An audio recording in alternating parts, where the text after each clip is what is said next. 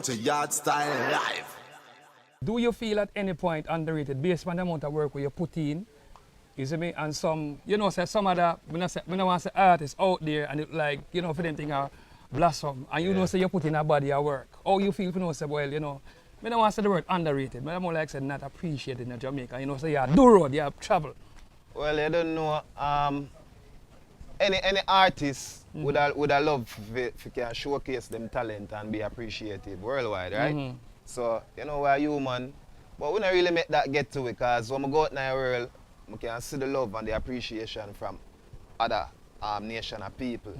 So that kind of just motivate me to go harder. Because at the end of the day, you put in the work, it go show. So I just when them start pay attention. I mean, as a youth, I don't really do controversy and you don't know, I don't do the extreme when I see enough people to forget the attention. Yeah. I just make my work talk, you see me?